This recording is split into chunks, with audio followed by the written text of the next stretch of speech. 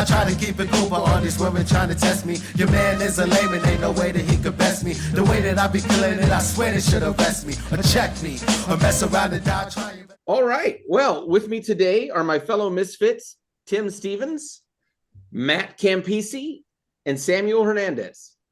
I'm Jerry Black. Let's get into it.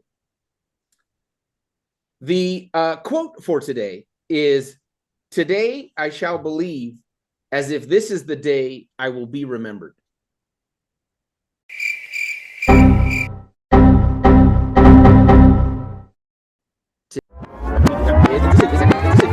Today I shall behave as if this is the day I will be remembered. Okay. So, and I will maybe make some guesses on who quoted that. William Shakespeare. No. Anybody else? Hold on. Darn it! I had it, but I lost it. No, it's Dr. Seuss. Oh. Yeah, so it must be in one of the books or something along those lines. But I was like, that's kind of a cool little quote. So today, we're gonna be today is the day we'll be remembered for. So, this week we talked a lot about using humor in IT. I feel like humor is kind of the unsung hero of our daily grind, because it can really help us navigate things, the lows and the highs and the frustrations that we have in IT. And also, we talked about how you can use it to break the ice, to make things a little bit easier on people, to make people feel more comfortable in a meeting. We talked about types of comedy. So I was really intrigued by the concept of that Matt brought, which was writing a meme or thinking through some memes and writing some memes that can show up. And then Samuel kind of seconded that with, he'll do that and then he'll have them as his backdrop as he goes into a meeting, and then cover up the lens of the camera, and now all you see is that meme, and then it's behind him for the rest of the time. I thought that was really great. It's certainly a conversation starter and something that people will talk about. We talked about using it in professional communication, as well as, we never really touched on it any further because none of us have done it, but maybe even using it in technical documentation. I'm sure anybody that's read any level of technical documentation, if there was little bits of humor in there, it would be a whole lot better. It'd be appreciated, actually, not even better. Yeah, it would be much more appreciated. You might actually get people reading it as opposed to just telling you that they read it. And then we talked about humor and creativity and how humor can help bring out creativity in people.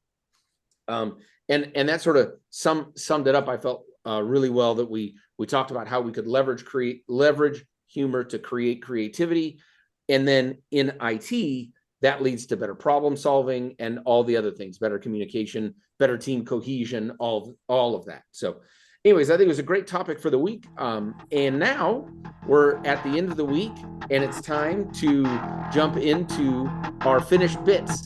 And so without further ado, welcoming to the stage, you've seen him all over Phoenix, Arizona, nationally, internationally, a man of mystery, coming to the stage, Matt Campisi. Jerry, well done, thank you. From an IT perspective, our jobs, we're in a lot of tools all day long. We move from tool to tool to tool, and we seem to have no problem, getting our jobs done. But yet, our companies have a standard web conferencing tool, be it WebEx, Zoom, Slack, Microsoft Teams. But when we have to use one that we don't normally use, I don't understand why there's so much outward lack of critical thinking when you can't find the button or the feature. It makes zero sense to me at all. I kind of liken it to, most of us have probably two cars in our garage or our household, a Ford and a Toyota. It's not like when you drive your kid's Toyota and you move to the Ford, like you can't figure out where the stick shift is or where the key is or the thing is. But yet when we switch to another web conferencing tool, we're like completely besides ourselves.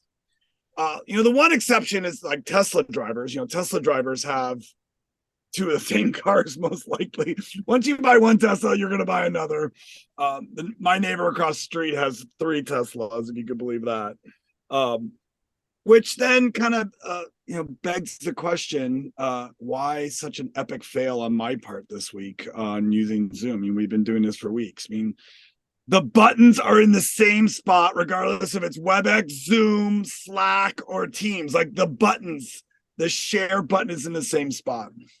So the only thing I can equate to why the epic fail on my part of trying to show off my meme to share my screen, as the help desk at my office tells me often, it's an ID 10T error.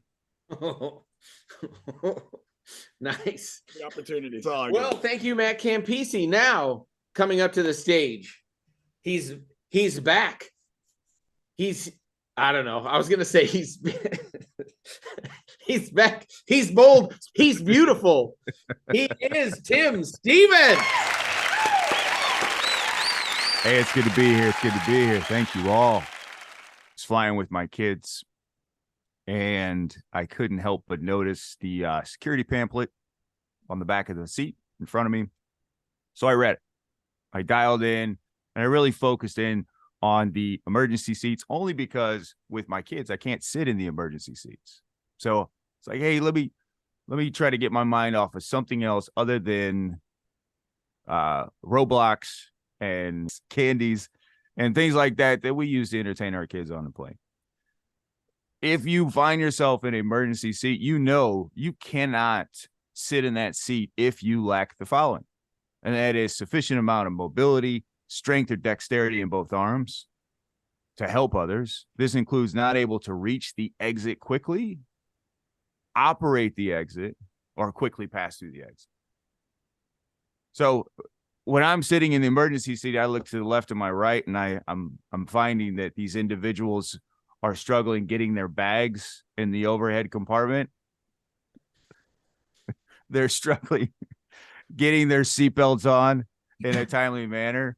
And the infamous, let me get to the lavatory before the cart shows up situation. So to think that these guys would be expected to be U.S. Army Special Forces operator to get to the exit, operate the exit, and so forth is a long shot. But hey, go ahead and ask them, because what they're going to tell you is, yeah, I got this. We got this. All right. Well, now welcoming to the stage our friend and your new favorite, Samuel Hernandez. All right. Well, hey guys, thanks. I've been doing IT for a long time, over 26 years, and worked through different roles, whether it be the guy running cables in the plenum, because I was, a lot skinnier back then, to running help desk, and now, in sales. And one of the things that I think we can all relate to is dealing with support, especially when that support is outsourced. We've all made that call where we call in and say, hey, my desktop isn't working. And you get a guy on the phone who says, hello, my name is Boob. How can I help you? I say, my name is Samuel. I'm having issues with my desktop. And he says, Samu, nice to meet you. I said, no, it's Samuel. Oh, okay. And I'm like, by the way, your name isn't Boob. I think it's pronounced Bob. What's your real name? Let's get rid of all the, it's okay, but if I know what your real name is. And he says, my name is Deepak. Oh, nice to meet you, Deepak. Here's the issue. And of course, we all know, the first person we talk to is completely useless. I'm sorry. Don't know what they're doing. They're there for a reason. They're there to make sure that the other idiots, have at least tried rebooting the computer 5 times. Yeah. Right. Mm-hmm. So, we get through the first initial, kind of troubleshooting, and it's obvious that we need to escalate and say, hey, Deepak, no disrespect, but can we escalate to someone a little more senior? He says, sure, no problem. Hold on. Puts me on hold, get to listen to the music, and then we get another person on the phone. Sounds exactly the same, and guess what? His name is also Deepak. And I feel like, am I getting punked with the guy just change hats, come back and say, now I'm a Sev 2 engineer? No, man. And the other question is, when you're on Zoom, right, and they have their camera on and they're doing this, when something bad is happening and when something good is happening, it's like, yes, And I don't know, man. You know, Have you guys I experienced went that? to Puerto Rico for work years ago. And while I was there, I really kind of learned three things outside of the things I learned from work.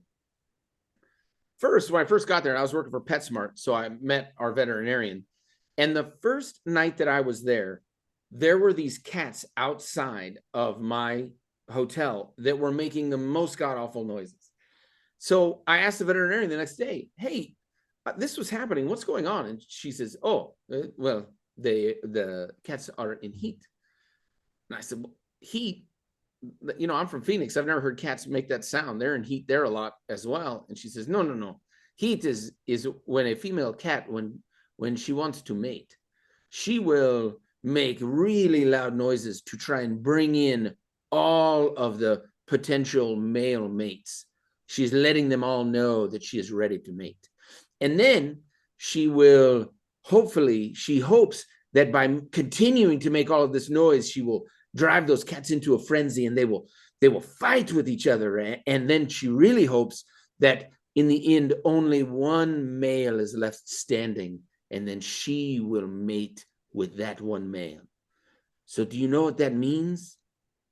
And I said, yeah, I think I get it. She says, no, it means that all female cats are Puerto Rican. So that was one thing I learned. Apparently all